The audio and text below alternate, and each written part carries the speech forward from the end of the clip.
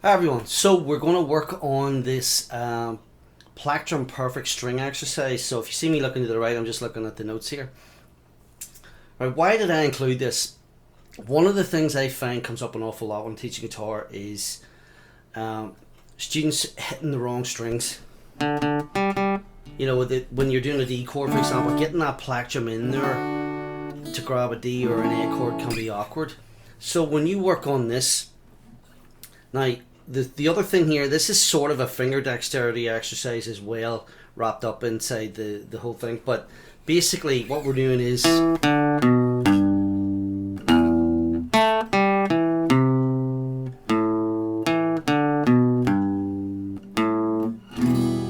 it's really short, but the idea is it's to get you to use the pick to hit the right notes. Now we're only using the bottom strings. Obviously this could be expanded and you could have you can take it however far as you want, but at this stage what I want you to do first of all is to do this with all downs, and then I want you to do ups, downs and ups, right? So slowly we'll be on string 4. Now you'll notice the fingers are marked on here, so where this is coming from, an E natural minor open string scale, right? So and all we're doing is taking it higher up, exact same notes, then we go low again, and just change the last note and make it an A string, and then strum.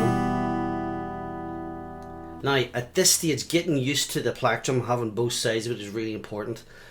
Why is that? Well, here's an example. Green Day, Time of Your Life. You'll see me mention this a couple of times probably over the space of this course, but if I played that and tried to do it in downs,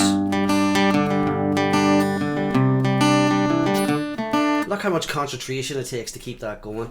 It's not a good way to get well, I feel it's a really bad habit to get into, because you're going to want to be, if you want to play fast, say you wanted the solo leader,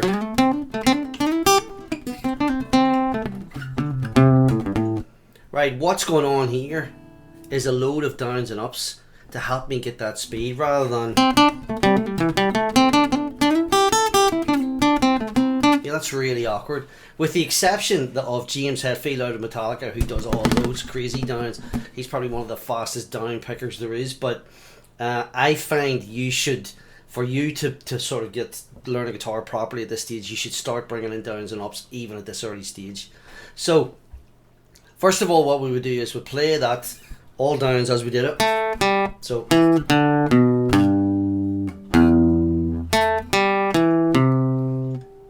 again,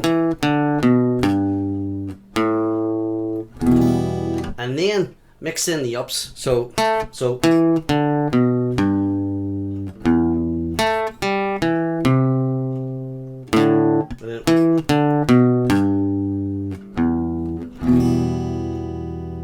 maybe I played it slightly differently at the end there, but a slight mistake, sorry about that, but you can see what I mean.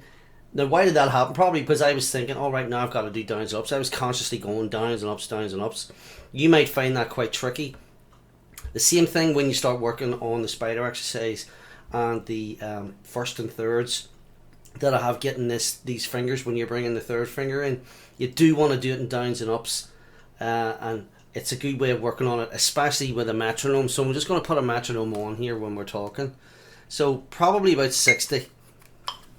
Right? So nice and steady. So playing with the metronome, first of all.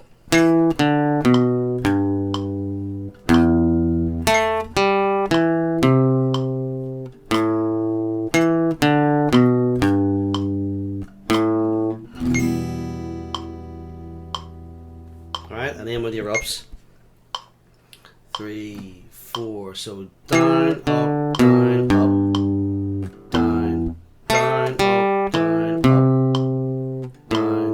down, down, up, down, up, down. Nice and relaxed at 60. No rush. You're not rushing anything, but you are working on the accuracy of hitting the strings on both sides of the pick at the same time. Really, really important. Okay, so on your PDF we'll have as I say, it's all downs, and then we're just alternating. So basically it means that your second, so it would be down, up, down, up, down. So you've your second note and your fourth note are ups. Yeah, second note and fourth note are ups, and then a strum at the end on the E minor. And that's the way I would think of it. And it's just a simple way of getting used to downs and ups, but you obviously need in your rhythm that's going to come up later on. So do watch out for downs and ups in the spider exercise and the first and thirds exercise. It's sort of like a scale, this one I'm talking about, but it's going to be, it's sort of missing out one note, I think, from being a scale shape. So I'll see you in the next video, and if you have any questions on that, do send me through your videos. You'll notice there's a challenge at the end of every module, and it is about progress, and send it through your videos so I can see how you're getting on. Feedback is the most crucial thing to help everybody move forward. I don't want you sitting on your own stuck and you can't get past something. Could be some simple fix of an arm movement or something like that. So do get in touch if you have any problems, and I'll do my best to get back as soon as I can and help you out. Alright, see you in the next video.